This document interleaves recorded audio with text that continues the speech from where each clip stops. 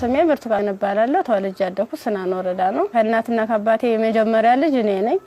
እኔን እንደወለዱ ነው አጋጣሚ አባቴም ወደ መንትን ያለ የተሰደደው። እናቴ በህይወት ያረፈችው በወሊድ ምክንያት ነው። ከዛ በኋላ ምንድነው የተደረገው? አያቴ ጋር እንዳድግ ቆየው። ከአያቴ ጋር እየኖርኩ ያለ 8 አመት ሲሞላኝ ትንሽ እሷንም ይሸገራታል።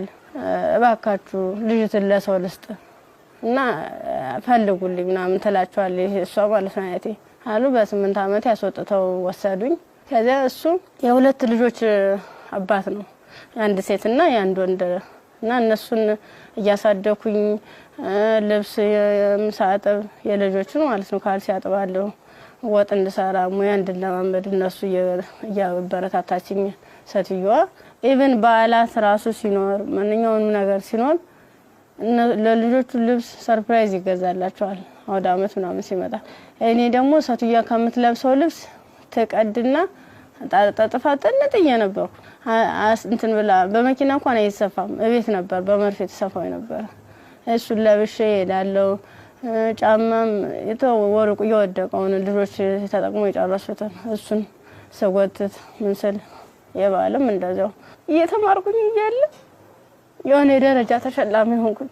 እስከ 8 ደረስኩ። ከ8ኛ ክፍል በኋላ የሆነ ስራ ምቢት ልብስ የሆነ እየጎረመስኩ ስመጣ ስራው እያያዘኝ ትምህርቱም እያያዘኝ የከበደ ሲመጣ ስራዬን ለዲቱ ሙሉ ሰዓት አንተደላለሁ አልተኛም ነበር። 24 ሰዓት ነበር።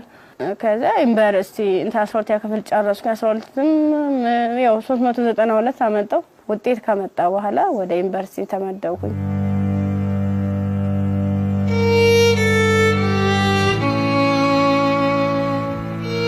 ዲፓርትመንት መረጥ በፋርማሲ ግስገባ በቃ እነሱ ራሱን ማበረታታት ጀመሩ። አይዞሽ ኢቭን ደፍተር እስክሪብቶም የሃንዳውትም ሙሉ ነገሩን እየሸፈኑልኝ ነበር እነሱ ነበሩ ቢሮ ላይ ማለት ነው። አሪፍ ውጤት ነበረኝ። ከዛ መጨረሻ ላይ ልክ 1 አመት ተማር፣ 2ኛ አመትም ተማር። 2ኛ አመት ላይ የተወሰነ ረብሻ ይከሰታል በሰዓቱ ማለት ነው።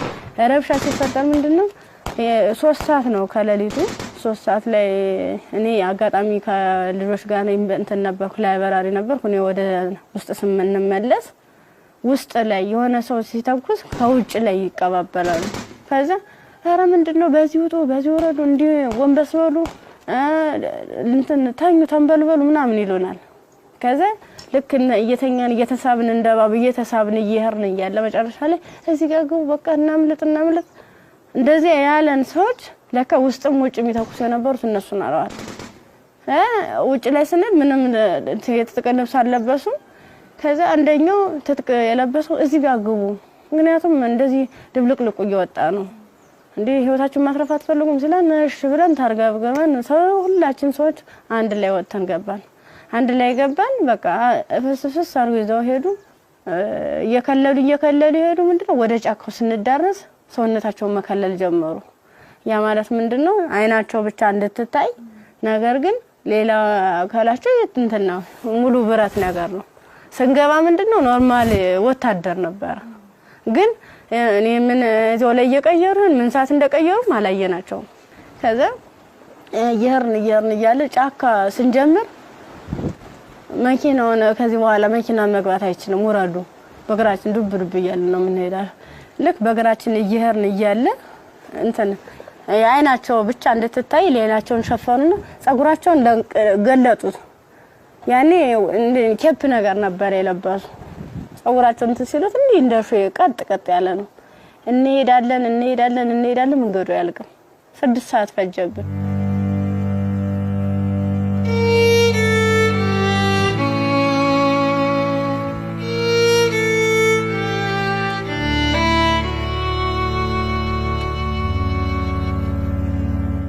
መረስ አይቀርም። ስንደርስ ምንም ነገር የለም፣ ቤት የለም፣ ምን የለም። በቃ የሆነ ሜዳ ነገር አለ፣ ትክክለኛ እንትን ማለት ነው አረንጓዴ ነገር አለ። እዚህ ጋር ስፖርት ስሩ፣ ይሄንን ስልጠና መውሰድ አለባችሁ፣ በዚህ ነው አሁን ያመጣናችሁ ምንድነው እናንተን ፈልገናችሁ ነው በቃ ለትጥቅ ስለፈለግናችሁ ስልጣናዎችን መውሰድ አለባችሁ መማር አለባችሁ ከዛ ሳናቸው ይዋን እያደር ትንፍስ እንዳትሉ እና ዳቦ ሲሰጡ እንደ ዳቦ ነው እንደ ንስ ይያሉ ነው እንደዚህ የሚወረውሩልን ማለት ነው አይጠጉንም ሁሉ ከዛ ይወረውሩልን እያነሳን እንበላለን ያው ሆድ አይደለም ይርበናል ምን ጠጣው ውሃ ስናጣ ደግሞ በለበስነው ልብስ እየዘፈዘፍን ምንጭ ነገር እናገኛለን ወራጇ ዝም ብሎ ቆሻሻ የተገደበ ነገር እናገኛለን እሱን ልብሳችንን እንዘፈዝፍና እንዲ ለመጥለቅም ስለሚቀፍ ልብሳችንን ዘፈዝፍና ልብሳችንን እየጫመቅን ነበር እንደዚህ ያንጠፈጠፍን ነበር ልብሳችንን እየመጠጥን ምንጠጣ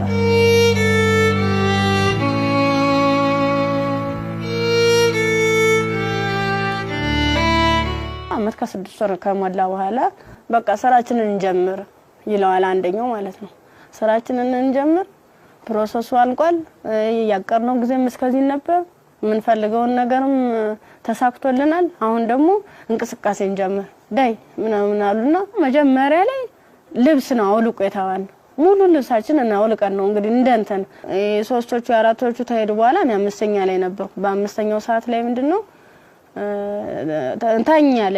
ታኛው ከተኛው በኋላ እየተካኩ ነበር ሲደፍሩ የነበሩ ማለት ነው ከዛ እየተካኩ እየደፈሩ ካደረጉ በኋላ ከደፈሩ በኋላ ምንድነው እንትን ራሴን ስስት አይ እንደዚያ ከሆነማ በዚህ ነው ስሜታችን የሚኖር ይልና እንደዚህ ያደርጋ ይሆነ እንደ 6 አይነት ነገር እንደ 6 ይሆናል እንደ ፌሮ እንዲ ነው ቀጥታ እንደዚህ ሲወጉ የነበረ ማለት ነው ጥቅጥቅ ካደረጉት በኋላ ስዳስሰው ራሱ ቁስሉ ይታወቀኝ ነበር ዘንዲታኝቼ ወድቄ ራሱ ማለት ነው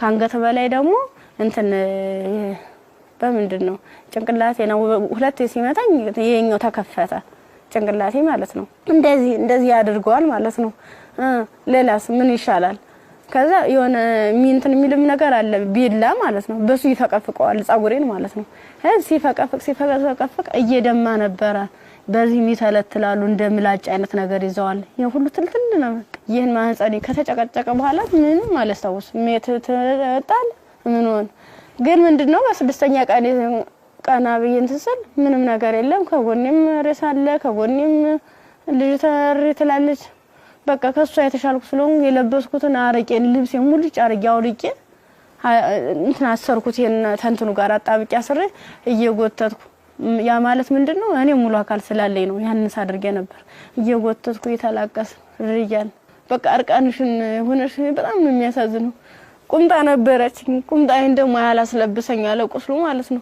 እንዲ ክፍቱን አርጌ ልብሴን ግን ሙሉ ቃኔ ለሷ ለበስኳት የለበስኳት አንድ ቀሚስ ነበርና ቁምጣ ከስር ለብሼ ነበር የለበስኳት ልብስ በቁምጣዬ ማሰር አልቻልኩም አውልቄ ሁሉ ሞክሬያለሁ ሙሉ ደም ማለት ነው ከዛ በሷ አሰርኩና የወጥቱ ሰል ገሩ ይመጣሉ በሰዓቱ ማለት ነው ከዛ እንዲታ ያንዘላዘሉ እንትን ብላ እንደዚህ ተሸክሙ ያንዘላዘሉ ይዘዋት ይሄዳሉ ሀይዟ ሲሄዱ እኔ አልሰማማ እንትን አለለም በቃ እንዳንችልስ አንችልስ ገላጌ ተገኘ ብላኝ እኔ እንጂ ይብለኝ ደህል እንዴ በጣም አረ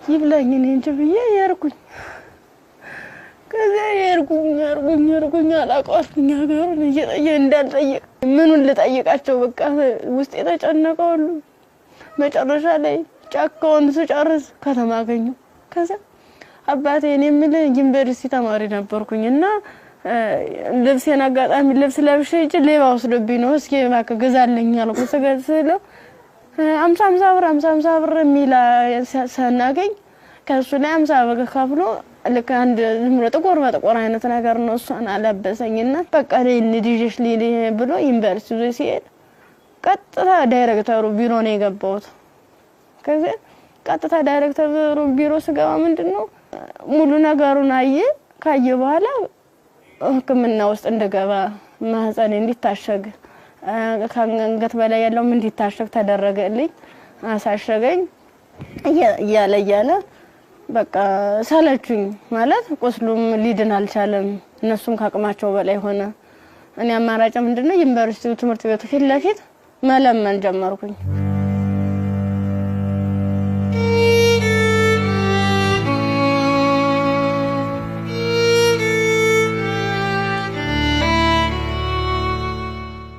እንደ ኢንፌክሽን ፈጥሯል መሰለኝ ብዙ ቀን ስለቆየው 6 ቀን ማለት ቀላል አይደለም ያን እየቆራረጡ ያወጡ ያስተካከሉ ያጣሙ ሲሉ መጨረሻ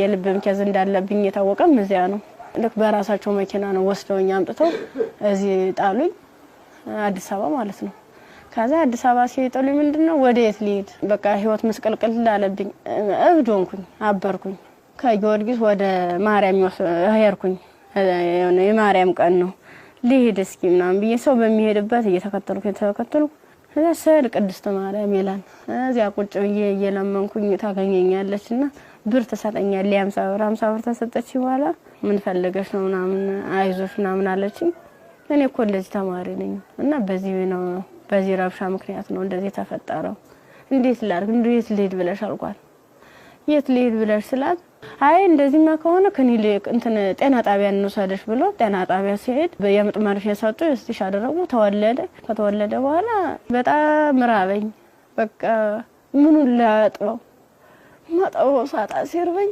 ማዘር ተሬዛ ጋር መጣውኝ ምን ላርግ አልኳት በቃ ጨለመብኝ እባክሽ አስገብኝ ስላት ከጎንሽና አለን ብላ መድኃኒቶቹንም ያንዳንዱ የህክምና ክትትሎችን ያደረጉልኝ ውስጥ ላይ ከነሱ አቅም በላይ የሆነውን ሪፈራል ተጻፈልኝ በረንዳ ላይ የነበርኩት ወደ ቤት እየተቀየረ ሰው ቤት ማደር ጀመርኩ እያልኩኝ በእነሱ ጥረት በእነሱ ጥንካሬ በማዘር ተሬዛ ማለት ነው ለልጁም ሆነ ለኔ ህክምና ወጪዎችን ያንዳንዷን እየሸፈነች እሷ እንደናት ሆና እየመከረችኝ ያጽናናችኝ እንባዬን እያበሰችኝ ነበር አንድ እሷ ናት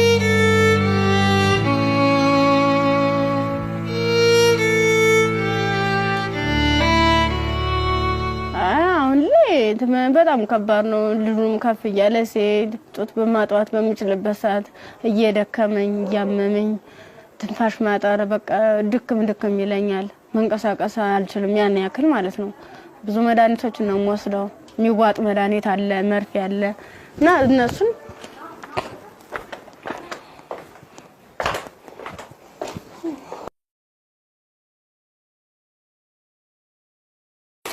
እነዚህ ነው መድኃኒት እየወሰድኩ ያለ በቃ እነዚህ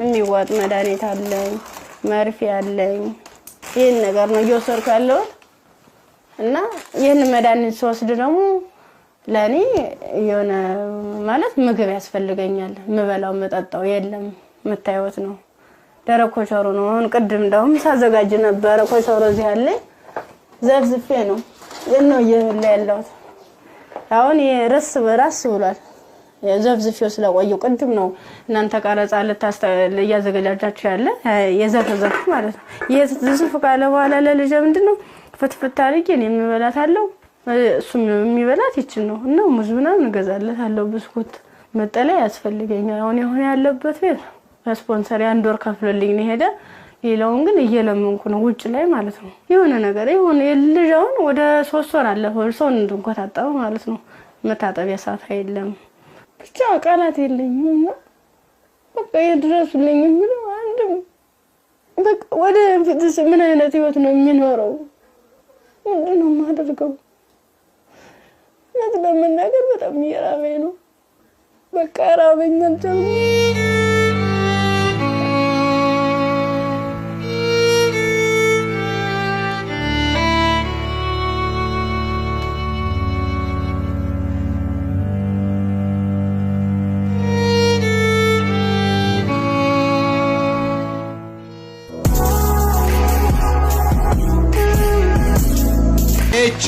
ኤች ሞተር ዘይት ለአፍሪካ መልካም ምድር እጅግ ተስማሚ በሆነ በጀርመን ቴክኖሎጂ በከፍተኛ ጥራት የተመረቱ ኤች ሞተር ዘይት ኤች ግሪስ ኤች ኢንዱስትሪያል ዘይቶች የአቅርቦት እጥረት አይታሰብም ኦቪድ ሪል ስቴት ልማትን ራዕዩ አድርጎ እጅግ ግዙፍ በሆነ ቦታ ላይ 60,000 መኖሪያ ቤቶች የሚገነቡበት ስማርት ከተማ ለቤት ፈላጊዎች ለማስረከብ 24/7 ሌት ተቀን በመስራት ላይ ይገኛል። ራዕያችን ልማት ነው።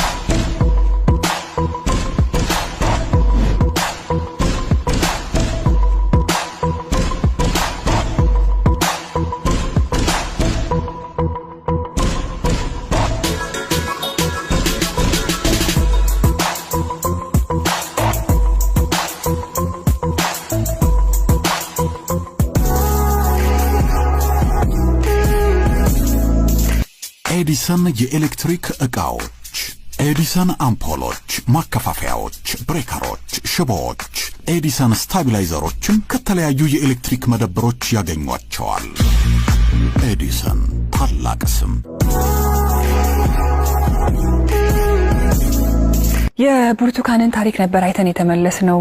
ከዚህ ቀደም ብዙ አይነት እንደዚህ አይነት ታሪኮች ተሰርተዋል። ግን ይሄ እውነት ከኢትዮጵያዊነት የወጣ ፍጹም ኢትዮጵያ ውስጥ ይሄ ነገር ሲያጋጥማል ወይ ብለን እንድናስብ ራሳችንን እንድንጠይቅ የት ነው ያለነው የቱ ጋር ደርሰናል ብለን ያየንበትም ታሪክ ነው። ብርቱካን በጣም ተስፋ የነበራት ለዓላማዋ ታግላ እዚህ ጋር የደረሰች ጎበዝ ጠንካራ ወጣት ተማሪ ነበረች። ከዛ በኋላ ግን የመጣባት ነገር የሚያሳዝን ነው። የመጣባትን ነገር መቋቋም ባልቻለችበት ሁኔታ ላይ ደግሞ ተጨማሪ ነገር ወደ ህይወቷ መጣ። ያም ልጇ ነውና ለልጇ ብርቱካን ምን ብላ ይሆን ታሪኳን የምትነግረው ብዬ ሳስብ ነበር። በጣም የሚያስጨንቅና የሚረብሽም ጭምር ነው። የሷም ህይወት ተበላሸ ስንል እንደገና ደግሞ ህፃን ልጅ ወደዚህ አምጥታለች። የዛ ህፃን ልጅ ተስፋውስ ምንድነው? ነገስ የሚመለስለት መልስ ምንድነው? ይሄ ልጅስ እንዴት አድርጎ ነው አድጎ ሀገርን የሚረከበው ብለን እንድንጠይቅ የሚያደርገንም ይመስለኛል። የብርቱካን ታሪክ በጣም ብዙ ሴቶች ላይ ያጋጥማል። ግን ደግሞ ይሄኛው የሚዘገንንና ለመስማትም ለጆሮም ለማየትም የሚቀፈው ነው ያገኘው። ያው ሰው ስትሆኚ ተፈተኛለሽ። አንዳንዴ የፈተናም አይነት አለው እንዴት ያለሽ በቃ በርግጥ ላያስችል አይሰጥም ይባላል። ግን ደግሞ አንዳንዴ ከመቻል በላይ የሚሆኑ ፈተናዎች አሉና እንደ ኢትዮጵያ እንደ ሀገር ደግሞ ስታስቡ እንደዚህ አይነት ሁኔታ የሚደረግበት ማህበረሰብ ውስጥ ነው እንደ ያለ ነው። በምን አይነት ሁኔታ ነው ህይወታችንን እየመራን ያለ ነው የሚለው ራሱ ሌላ ጥያቄ ነውና በጣም ከባድ ነው። የብርቱካን ቪዲዮንም ቁጭ ብዬ ሳየው እውነት ለመናገር አንደበት የለኝም። ከአምሮ በላይ ነው። እጅግ በጣም የሚሰቀጥጥና የሚዘገንን ከመሆኑ ብዛት የተነሳ ጭራሽ እንደውም ፊልም ነው እንዴ አክቲንግ ነው እንዴ የሚያስብል ሁላ። ምክንያቱም ያው ብዙ ሆረር ፊልሞችን እንሰማለን፣ ግን የእውነት መሬት ላይ የወረደ እንደዚህ በዚህ ልክ የሚሰማ ነውር ሁላ አለ ወይ እስከ ማለትም ድረስ አለና ብርቱካን እንግዲህ ስቱዲዮ ውስጥ ትገኛለች። አብረን ቆመን እንቀበላለን። እንኳን ደህና መጣሽ። እንኳን ደህና መጣሽ። አረፍ በይ። እንዴት ብርቱካን? እንኳን ደህና መጣሽ። በጣም ነው የምታምሪው። በጣም ቆንጆ ከለሯ ራሱ እንዴት እንደሚያምር። ያው ዩኒቨርሲቲ ስንሄድ ሁላችንም የምናስበው ነገር አለ አይደል? ቤተሰብ ጋር ያለው ደስታ አለ፣ ስትሄጂ የምትዘጋጁ ዝግጅት አለ። ከሄድሽ በኋላ ደግሞ ያው ቤተሰብ ነው ገንዘብ የሚልከው የምፈልገው ነገር። ያን ጊዜ እንዴት አሳለፍሽው? ስትሄጂስ እንዴት ነበረ? ስሄድ 300 ብር ነው የተሰጠኝ። ያ ማለት ያንቺ 300 ብር የሆነ ቦታ ላይ ትላካለች ማለት አይደለም፣ አድርሶ የሚመልሰኝ ነው። አመት ሙሉ የሚዘልቅ ማለት ነው። ጓደኞቼ በፕሌን ጓደኞቼ በመኪና እየተመላለሱ በዓላትን ሲውሉ እኔ ግን ለአንድ አመት ተውሎ 300 ብር ነው ካልኩሌት ተደርጎ ይሰጠኝ ነበር። ስንት ነበር ትራንስፖርቱ? 150 ብር ነበር ሄጃው። እንደ ሴት ደግሞ ለሴት የሚያስፈልግ ነገር አለ፣ ምን ቀባው አለ፣ የተፈጥሮ ጉዳይ አለ። ለዚህ ሁሉ ነገር ገንዘብ ያስፈልጋል። በምን ነበረ ያን ነገር ጓደኞቼ የተሻለ ህይወት ነበር እንትን የሚሉ ባለሀብት ልጆች አሉ እነሱ ነበር የሻር እያደረጉ እያዋጡ ነገሮችን የሚሸፍኑ ኢቨን ሞዴስ ራሱ ይገዙልኝ ነበር ጓደኞቼ ነበር ከጎን ያሉት ማለት ነው። እሺ ከዛ በኋላ ያ ሁሉ ነገር አለፈና ዩኒቨርሲቲ ገባሽ። ዩኒቨርሲቲ ገብተሽ ሁለተኛ ዓመት ተማሪ ሆነሽ ነው ይሄ ነገር ያጋጠመሽ። እንዴት ነበር እስቲ ጊዜውን አስታውሽ? ማለት በጣም ነው የሚከብድ 3 ሰዓት ላይ ልክ ከላይ በረ 3 ሰዓት ዘጋብኝ መመለስ አልፈልግ ወጣሁኝና የሆነ ይሮራጣሉ ማለት ነው ሰዎች ስንሄድ በቃ አራ እንደዚህ ተኩስ የተነሳ ማለም ትሄዳላችሁ በቃ በዚህ ሄዱ ነው በዚህና እንትን ባሉ እዚያ ካግቡና ሲሉን እኛ በሰዓቱ ተኛን ተቆርቁሮ ነው የመሰለን እኛ እንደዚህ ለማትረፍ ነው ብለን ተንደርድረን ራሳቸው መኪና ገባን። የነሱ መኪና ምን እንደሆነ ረብሻ የሚፈጥሩ ሰዎች በመጡበት መኪና ከፍት ነው ከኋላ 1 አመት ከ6 ወር ነው እዚያ የቆየነው ጫካ ውስጥ ምንም ነገር ሳይፈጠር። አመት ከ6 ወር ምን ነበር የሚሏችሁ? ትጥቅና ልንቀየራችሁ ተጣጣቃላችሁ አለበለዚያ ያሰብነው አለ እሱ እንሰራለን አብረን ምን ይሆናል ይያሉ። የት ነበርስ የምታድሩት? እዚህ ውጭ ላይ ብዙ ጊዜ ዛፍ ነበር እንዲታከልል እንትን ማለት ነበር። እዛ በመጥቶኑበት ጊዜ በተለይ ለሴቶች አስቸጋሪ ሁኔታ የንጽህና መጠበቂያ ማግኘት ነው። ያንንስ እንዴት ነበር የምታሳልፉት? የምን ንጽህና መጠበቂያ ነው መቀሰም ብለን ሰናክ ነበር ምን ነው። ከአንድ አመት ከ6 ወር በኋላ ምንድነው የተፈጠረው? መጨረሻችን ላይ ሰልፍ አሳለፉን እርቃናችንን አውልቀው ልብሳችንን ካወለቁ በኋላ ሰልፍ ሲያዙ እኔ አጋጣሚ ከአምስተኛ አካባቢ ላይ ነበርኩኝ። ግንኙነት ከተደረገ በኋላ እንዴ ሲጨቀጭቁ ራሱ በፌሮ ሲወጉ አላስታውስም። ደንዝዟል ሰውነት ምን ያህል ሰው እንደተደረገ ምን እንደተደረገ አላውቅም። በ6ኛ ቀን ስነቃ እንደ ማበላ ነው የሚፈሰው። እሷ ደግሞ አንድ አካል ስለጎደላት ምንድነው አማራጭ የለበስኩት ልብስ አውልቄ ለሷ ነገሮቿን አስሬ ነው ቅፋን እየወተቱ ጀመረ ጀመሩ እንዳላዝላት አልችላትም። ከዛ አብረን ነው ቆመን ሄደው አንቺን እኮ ትችሻለ ድምጽ ጥለኝ እንዲሁ ነው ሁለት አካል ስንኩል ማን ይቀበለናል አልኳት።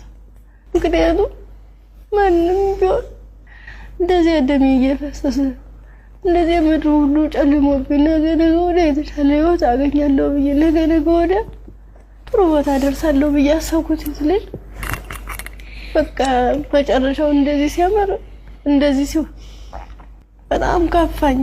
በቃ ለሁሉም ማለት ነገ ወደ ስደት ነው የምሆነው ምንድነው ማድረግስ የምችለው? በምን አይነት መልኩ ነው ህይወቴንስ መጠገን የምችለው? አይዞሽ የሚለኝስ ማንኛው ሰው ነው? በቃ እንደው እንደዚህ መጨረሻ ላይ ምንድነው ጎዳና ተዳዳሪን የሆንኩት? ጎዳና ነው ወርቄ በቃ እኔ እንጂ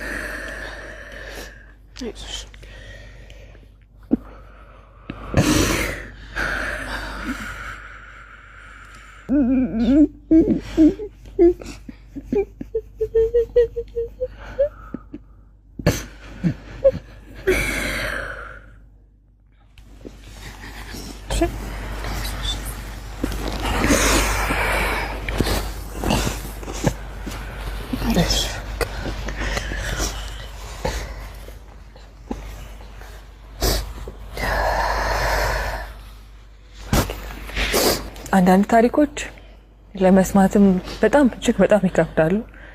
እኛ ጋር ይሆናሉ ይፈጠራሉ ብለን እንጠብቃቸው አይደሉም። ሴት ሆኖ ለመስማት ይከብዳል፣ ሰውም ሆኖ ለመስማት እንደዚህ አይነት ታሪክ ይከብዳል። ያው ከመሞት መኖር ይሻላል ይባል የለ እግዚአብሔር አንቺን በዚህ ፈተና ውስጥ አሳልፎ ዛሬ ላይ ሲያደርስሽ ምክንያት የለውም ማለት አንችልም። በፈጣሪ ስራ ማንገባም ግን በጣም ጠንካራ ነሽ። እኔ በዚህ ሁሉ ችግር ውስጥ ያየሁት ያንቺን የመንፈስ ጥንካሬ ነው። አሁን ላይ ልጅ አለሽ። ልጅሽን ስታዩ ምን ይሰማሻል? ከፋኛል በጣም ምክንያቱም እሱ ባይኖር የኔ ያለ እንትን አይደለም ነበር ማለት ልጅ ስትይዥ ከባድ ነው። ለልጅ ስትይ እያልሽ የሆነ ትታሰሪያለሽ። ልጅ ነው እንጂ ራሴ አትይም። በቃ ምን አለበት ወይ ጤነኛ ልጅ በሰጠኝ ነው። ካልሆነ ደግሞ እኔም በሽተኛ እንዴት ነው የማደርገው? ልጁንስ ለማልራ ሁለቴ ነው 3 ጊዜ ጥዬው ሁሉ ይጫለው። ከዚያ ውጭ ላይ ተመልሼ እንዲህ ሳይሆን እማ ያለ ወደ እኔ ይመጣል። እናፈርም በበላው በቃ አብረን እንሞታታለን ብዬልሽም ከፋርቂ እንደገና ራሴን ይቅርታ ጠይቄ እንደትልቅ ሰው ጥያቄና መልስ በራሴ እየተመለሰ እንደዚህ ማከሆነ ሽናን ደየሽ ከፋርቂ ይሽውዳለሁ። ያሳደጉሽ ቤተሰቦችሽ በጠፋሽበት ወቅት ከዛ ሁሉ ነገር ሲሆን ይሄን ሁሉ ታሪክ ያውቃሉ ግን አልቀበልም ያለ። አሁን ላይ ጤናሽ እንዴት ነው? ከህክምና በጣም ያስፈልገኛል። ከህክምናም በላይ የምክር አገልግሎት ያስፈልገኛል። ነገ ብርቱካን ምን ብታገኝ ትመኛለች? እኔ አሁን መፈልግ አንድም በጤንነቴን የሚከታተለኝና በቃ ትምህርቴን መማር የምፈልገው ወደፊት የተሻለ ህይወት መኖር እፈልጋለሁ። ልጅን በጎን አይኑን እያየው እየተጫወትኩ አብሬ እንደ እናት እንደ አባት እንደ ወንድም ከጎን ይሆንልኝ እሱም አድርጎኝ ጠበና እንዳያገኙ ተሻለ ህይወት እንድደርስ ነው የምፈልገው። ዛሬ ወደ አዲስ ምዕራፍ የሚያሸጋግሩሽ ስጦታዎች እኛ እናበረክትልሻለን። እንግዲህ ብርቱካን በጣም ብቻሽን በከባድ ሁኔታ ልጅሽን እያሳደግሽ ነው የምትገኘው። በመሰረታዊነት በመጀመሪያ የሚያስፈልግሽ ደግሞ የቤት ኪራይ ድጋፍ ነው። የቤት ቴሌቪዥን ይሄንን ስለሚያምን ደግሞ የ1 አመት ያለምንም ሀሳብ ከልጅሽ ጋር ሆነሽ ራስሽን እስክትቋቋሚ ድረስ የ1 አመት የቤት ኪራይ ይሸፍንልሻል። ሌላው እንግዲህ እኔም በጣም ተርቤያለሁ። ልጄንም ለማጥባት ደግሞ መብላት አለብኝ። ካልበለው ደግሞ ወተት የለም ጡቴ ብለሻል። እውነት ነው። እናት ስንሆን ደግሞ የበላነው ሁሉ ደግሞ ወደ ልጃችን ነውና መብላት ራስን መጠበቅ ራብ መጥፎ ነው ይባላል። እውነት መጥፎ ነው በጣም። ስለዚህ የ6 ወር አስቤዛ ደግሞ የቤት ይሸፍንልሻል። ከቤት ኪራይና ከአስቤዛ በተጨማሪ ደግሞ የልብስ ማጠቢያ ማሽን ኢቢኤስ ቴሌቪዥን ያበረክትልሻል። በጣም ትምህርትሽን ትወጃለሽ፣ መማር ትፈልጊያለሽ፣ መለወጥ ትፈልጊያለሽ።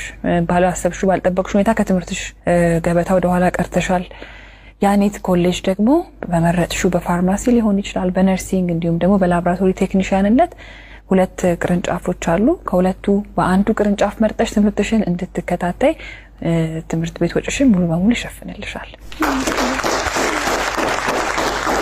እኛም ህልምሽ ተሳክቶ ስትመረቂ ደግሞ ለመምጣት ያውቃል።